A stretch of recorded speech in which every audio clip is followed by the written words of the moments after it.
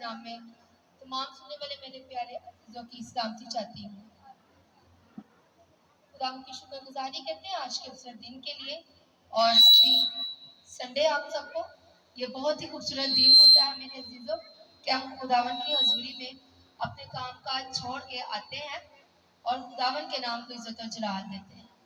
खुदावन के कलाम में लिखा है कि दाऊद कहते हैं कि मैं खुश हुआ जब वो मुझे कहने लगे कि आओ यहोवा के घर चले। हमें भी खुशी के साथ, शादमानी के साथ यहोवा पाक खुदा की बारगाहों में आना चाहिए।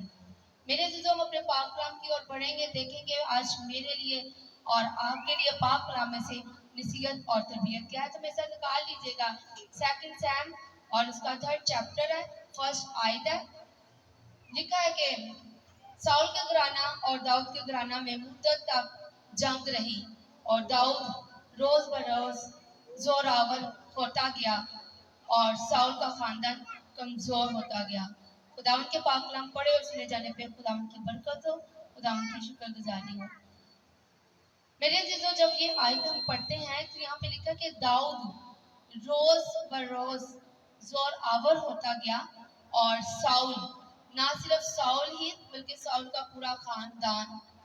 हमें इस चीज से एक बात सीखने में नजर आती है कि दाऊद वहां पे जोरावर हो रहा है और ये ना सिर्फ साउल कमजोर हो रहा है बल्कि इसका खानदान भी, इसकी सल्तनत भी कमजोर हो रही है।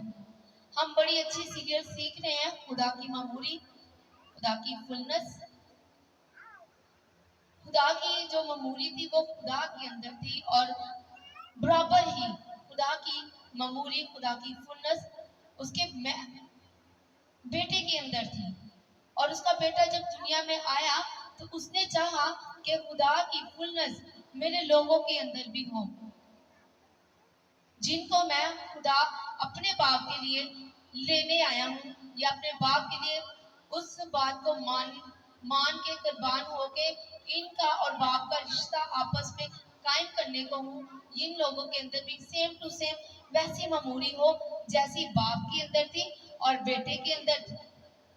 मेरे तो बेटे ने क्या किया कि खुदा के पाक रूह को हमारी जिंदगियों में नाज़िल कर दिया। जब वो आता है तो फिर खुदा के दिल की तह की बातें जो होती वो हम तक पहुंच जाती हैं।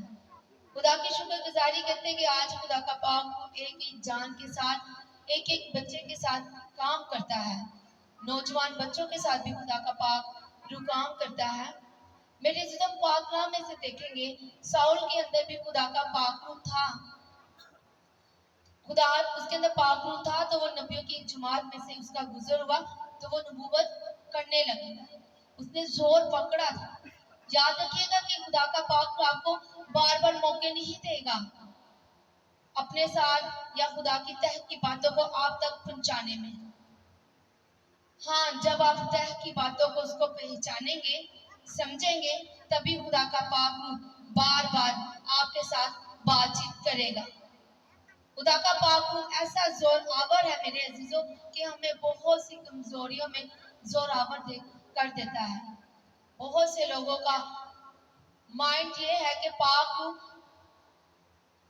कुछ नहीं है, लेकिन मैं और आप इस चीज को बड़े अच्छे तरीके से जानते हैं।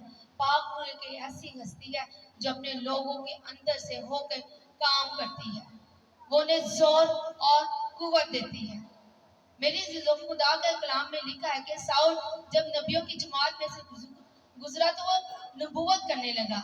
अब खुदा का पाक जब उसकी जिंदगी में था, उसके अंदर जोर भी था, उसे चाहिए था कि उस चीज को वो पकड़े रखता, लेकिन उसने उस चीज को थामे नहीं रखा।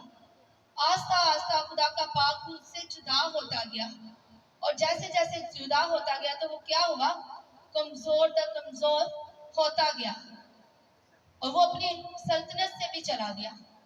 दाऊद टीनेज का बच्चा था, वो बियाबानों में वर्शिप